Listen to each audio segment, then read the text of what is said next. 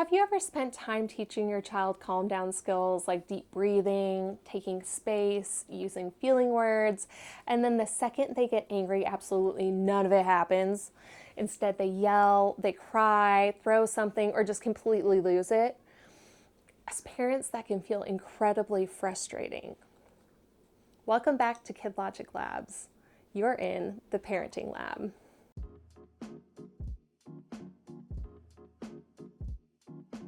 Oftentimes we think, we practice this, you know what to do. But here's something really important. Knowing a skill while calm is completely different than accessing a skill while dysregulated, and that difference is developmental. One of the biggest misconceptions about emotional regulation is the idea that once children learn a coping skill, they should use it automatically in hard moments. But that's not actually how brains work, especially developing brains. When children become emotionally overwhelmed, the nervous system shifts into survival mode. And survival mode prioritizes speed over strategy. From an evolutionary perspective, this makes perfect sense. Thousands of years ago, humans did not survive dangerous situations by calmly reflecting on their feelings. The brain evolved to react fast. Fight, run, protect.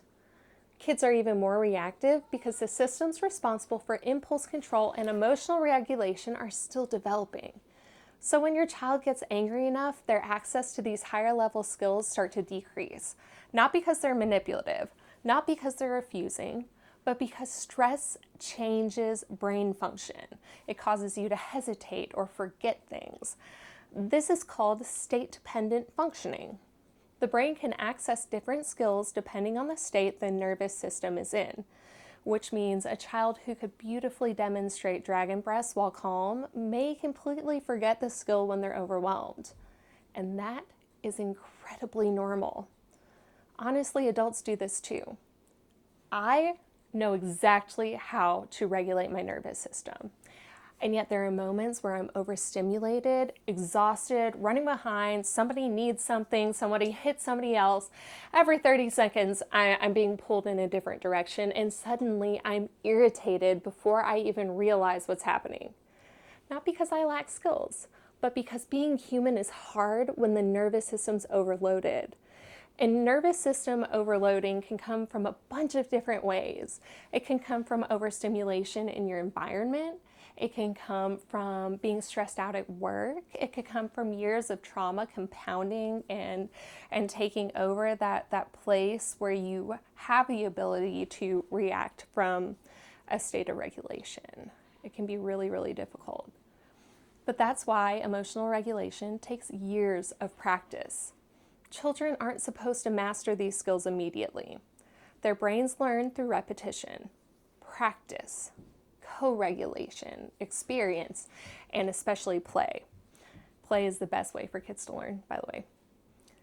Think about it this way. We would never expect a child to practice a piano 3 times and then suddenly perform a flawless concert under pressure.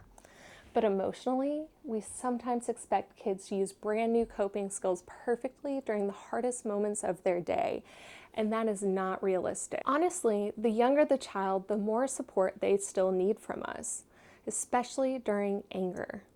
It can kind of be confusing sometimes because some kids are really good at expressing themselves verbally, so we expect more from them.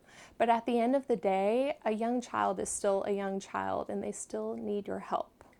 Anger is very interesting because anger creates urgency. The body feels something must happen right now, and that's why often younger children will interrupt, they'll refuse coping skills, they'll scream no, escalate before calming. That isn't failure, that's development. I actually had a moment recently where one of my girls got incredibly frustrated and I said, "Hey, do you want to take a deep breath with me?" She looked directly at me and gave me the emotional equivalent of the finger. And honestly, I get it. Because when we're angry, regulation can feel annoying at first. The nervous system wants action, not slowing down. And that's why skills have to be practiced many times before they become accessible under stress. One of the most helpful mindset shifts is this: Coping skills are not tests, they are tools. The goal is not, did my child use the skill perfectly? The goal is my child slowly building awareness and capacity over time? And that's different. Instead of saying, you know what to do, try, your body's having a really hard time remembering this skill right now. Let's try it together. That keeps the parent-child relationship collaborative instead of shame-based, and it helps you too. Another important piece is practicing skills outside of big emotional moments. That is the number one thing I teach parents when I have a session with them. You really want them to learn the skill before they have to use it in real life. And that's why playful practice matters so much. Crafts, games, pretend play, dragon breaths. Those moments help wire the skill into the nervous system while the child is calm. And over time, with repetition, the brain starts accessing those pathways faster under stress. That's how regulation develops. And at some point, your child might see you struggling and they might say, hey mom, maybe you should try taking a deep breath right now. At least mine do. And in that moment, sometimes it feels incredibly irritating because I'm like really upset at the time, but then I think about it and it's actually so sweet. Like she learned the skills, she's using it, she's telling me to use it right now. And that helps keep me in check, helps me calm down, and then I can get back to it. That's how regulation develops, right? Not overnight, but through practice. If your child forgets their coping skills when they're angry, does not mean the skills aren't working. It means they're still learning. Emotional regulation is one of the longest developmental processes in childhood. And honestly, most adults are still working on it too. I myself have days where I just want to explode. It's very hard to keep myself in check, and it can be embarrassing to admit it, but we are all human and we all do it. So, if your child practices dragon breaths perfectly one day and then completely melts down the next, that's normal. That's how learning works. Progress in emotional development is rarely linear. The goal isn't perfection. The goal is building awareness, safety, and repetition over time.